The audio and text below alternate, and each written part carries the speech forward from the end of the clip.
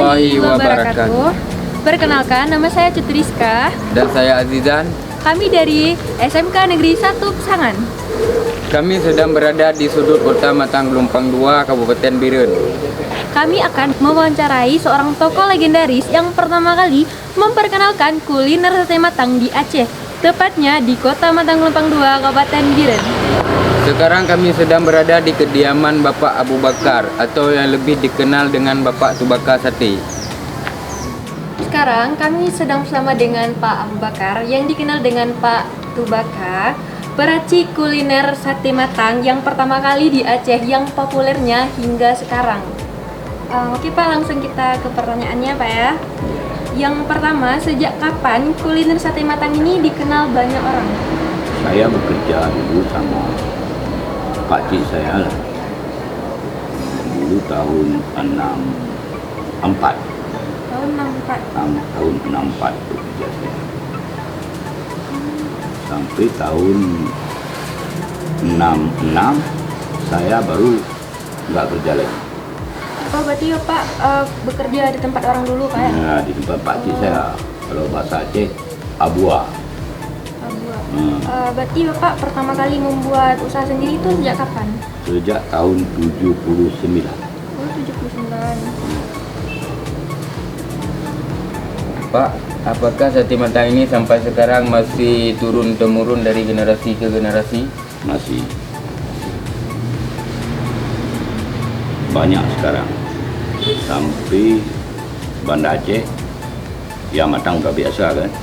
Ya, Gulgok, ialah sampai Medan, sampai ke Jakarta. Jadi Pak itu semua cabang-cabang usaha dari Bapak semua itu? Iya enggak, cuma cabang saya cuma di Aceh. Cuman ada Gulgok, Kablang, satu Puntut satu, ya Jinit satu, yang lain nggak ada. Itu dengan masih dengan nama sate Tubaka atau sate matang? Ya sate Tubaka. Asal merek sate Tubaka saya punya semua. Apa yang menginspirasi Bapak untuk membuat dan melanjutkan usaha sate matang ini? Ya, kalau ada halangan, kalau panjang kan rencana melanjutkan. Pak, bagaimana usaha Bapak dulu sebelum usaha Bapak populer dan dikenal banyak orang? Ya dulu enggak kayak gini dulu. Dulu rame orang di Kediri. Ya, kalau hari pekan dulu rame kali orang. Ya suka kali makan sate. Ya dulu. Waktu buka jam 6 sampai jam 2 udah habis. Jualan kami. Itulah rame orang. Ya. Jadi laku terus ya dulu. Nah, gitulah. Jadi Pak penghasilan Bapak sehari dulu sama sekarang tuh ada perbedaan Pak? Beda, jauh beda. Sekarang mahal barang. Oh, Ya. Dulu waktu saya buka dulu dan 1.500 per kilo. Tahun 79. Ya, sampai naik daging 8.000 per kilo. Ya sekarang 150. Beda, ya kan?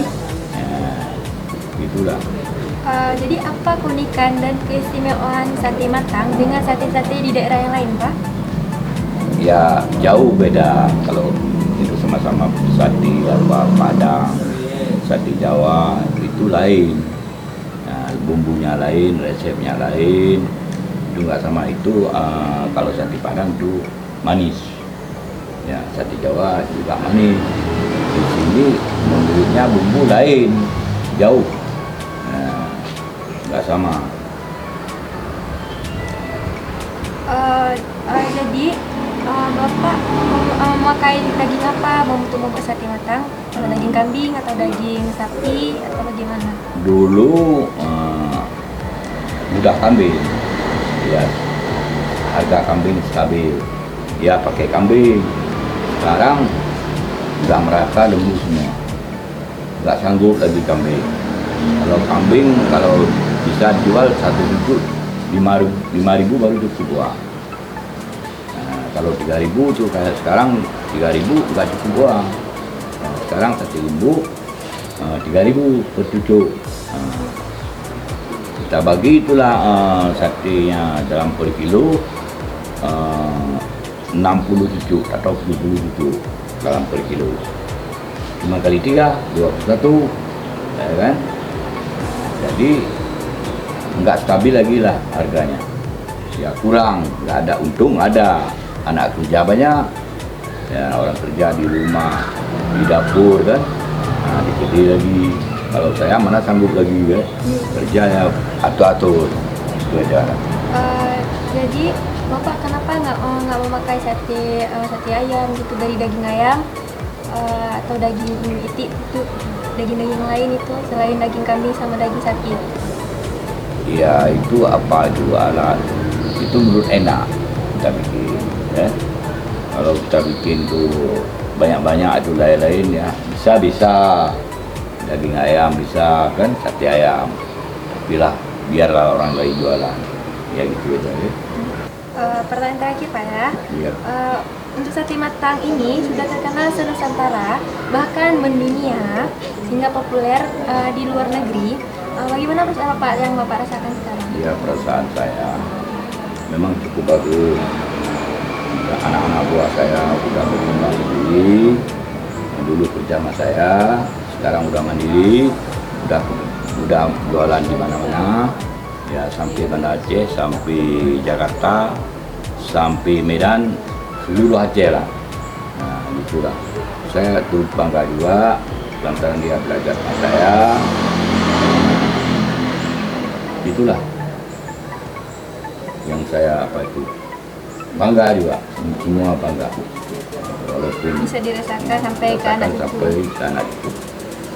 Terima kasih Pak Tubakat atas waktunya dan informasi tentang sejarah sate matang yang telah Bapak informasikan. Mudah-mudahan sate matang ini bisa jadi kebanggaan Biren dan Aceh pada umumnya, dan cita rasanya bisa dipertahankan.